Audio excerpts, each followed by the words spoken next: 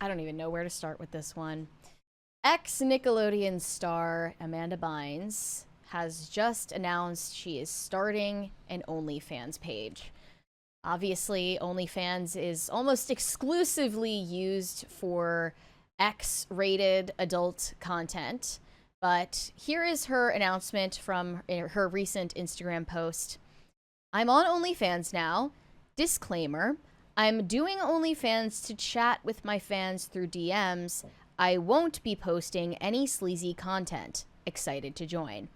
And you can go follow her now. I'm looking at her page, and it says she was last active an hour ago, so I guess she's charging her fans, looks like $50 per month to have all access to private message her whenever they want.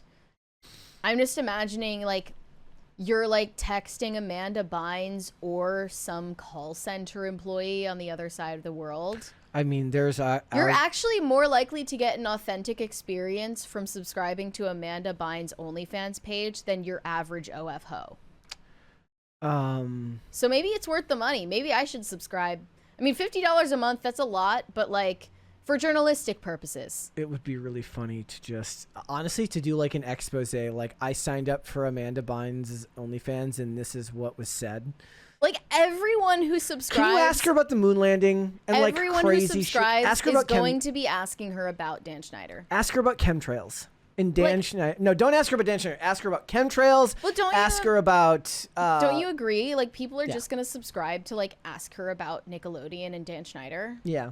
Like, and how is she even, like, going to respond to that, if at all?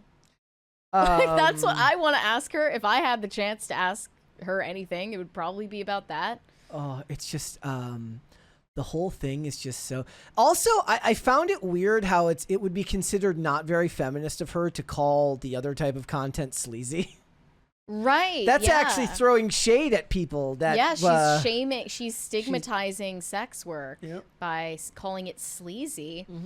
But yeah, she's claiming it's all going to be PG-13 and solely for the purpose of having normal conversations with her fans, not sexual conversations of any kind. I mean, there's arguably, given the way that she looks now, that if you get some randomly hired operator, that they could actually be better looking than Amanda Bynes. It is just weird to me, though, looking at her Instagram. She only has a couple of posts up, and one of them, she is posing with someone who appears to be her current boyfriend. Okay. I have no idea any of the details or who this person is, but his name is Liam Polson, and he posted the same photo on Instagram as well, saying, "Congratulations, Amanda, on your beautiful art show. This is an incredible turnout. Thank you, Austin, for everything."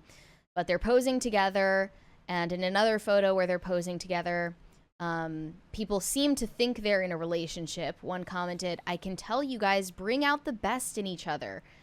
So I don't know. Is this the best that he's bringing out in Amanda Bynes, like encouraging her to start an OnlyFans page? I mean... is he the one operating it? Is it his idea? Like, look, what's going on? Without evidence of that, I say no. Without evidence of that, I would say that's not fair to put on that dude.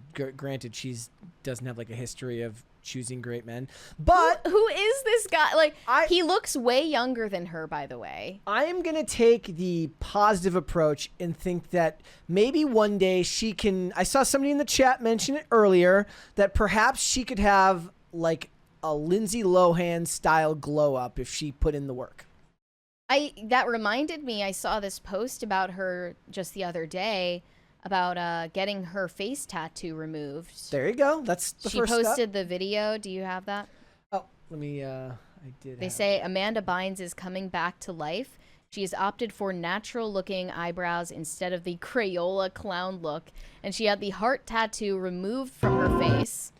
Her spirit is starting to light back up. You can see it in her eyes again. Good for her. Oh God, why does everything turn into a creative writing project? Yeah, that's not what I saw in this video. I don't know where the light is. She looks still, you know, pretty spaced out. I mean, getting rid of the nose ring would go a long way. Kind of distant look in the eyes. But it's a step in the right direction, and I think with some hard work and some Ozempic, she could do it. Okay. It's just sad reading about her life because the last update she gave to her followers is like she's been gaining weight because she's super depressed and she's also trying to lose it. Personality-wise, she is primed for the type of actress that could start doing really interesting character work like a Jennifer Coolidge did when granted it's not a one-to-one comparison because Jennifer Coolidge never crashed out. No. But she could absolutely have like another run if she got her life together. Could she? Yes, she could.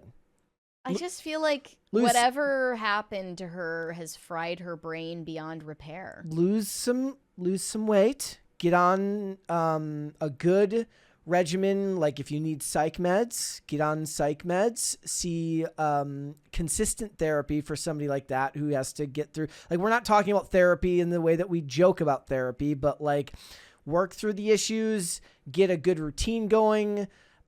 Good diet, get exercise, get in good shape, and eliminate some of the bad influences in your life. And working goes a long way to doing that. Having like a purpose and a way to also make money when it's in the craft that you spent years of your young life, honing and getting good at. I think that would actually go a long way to helping her. Well, that's another aspect of her life in the present day that's kind of sad is she always has these plans to do this or that, to start a business.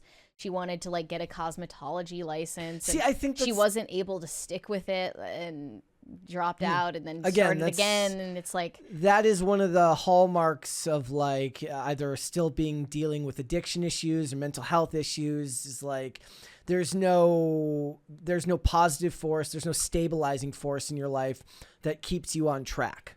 Yeah. But I feel like getting her health worked out would go a long way to doing that.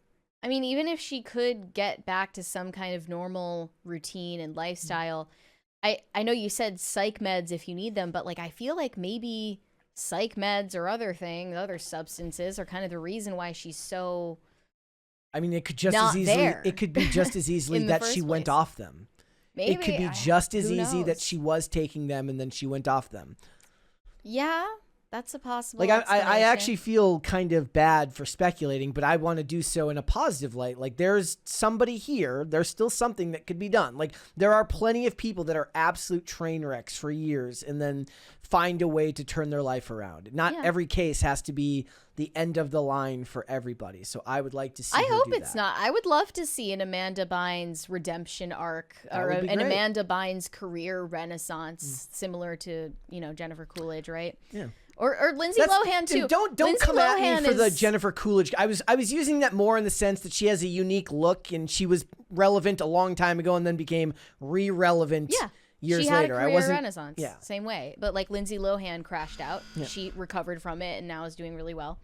Daniel J. Corca sent us a 20. Brett, yesterday called Blue Origin Blue Horigin.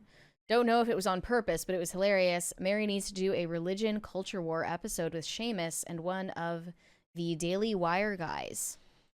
I mean, I'm not really a theologian. I don't know how I would compare with Seamus's breadth of knowledge on the topic, but maybe that would be fun. And as for saying Blue Horigin, does that sound like something that I would do? Absolutely not. Absolutely not. You would never. And before you get mad at women. me, it was a joke. You respect women. It was a joke. Though I did see a bunch of people with like legit conspiracies now saying that it was all fake, and I don't know anything about that. I've been seeing the same. Yeah. Well, look, I hope that Amanda Bynes deletes her OnlyFans, even if it's not for adult content. I think it would be best for her to just have as much distance from social media as possible. Yeah. And the types of people who are subscribing to Amanda Bynes for $50 a month, I can't even imagine. Like, they must be some weirdos. I don't think she should be talking to them. Her relationship gives me weird vibes. I feel like she shouldn't be with that guy. He also looks like way younger than her and like he's using her for clout or something. I want her to get her life back on track. I would love that. Look, Big Fat Liar was a great movie. It was fantastic. Frankie Muniz, like he got into like bad car crash, head trauma, pulled his life together. Yep, it happens. It's still possible for her, but I do like, I know I'm joking, sort of, kind of, but I do place a lot of the blame on both her parents and Dan Schneider for the trajectory of her life thus far. And this probably comes back to the same conversation we were having about, you know, wrestling fans will know what I'm personal talking about. responsibility and agency. We need her to join DDP Yoga and start a whole renaissance with her health and get herself back into, you know, good physical shape so that she can mentally be there as well. She needs a life coach, maybe. Thanks for watching. Listen to full episodes of Pop Culture Crisis on Spotify. Keep up with us on social media and make sure you subscribe and ring that bell so you never miss the show. Bye, guys.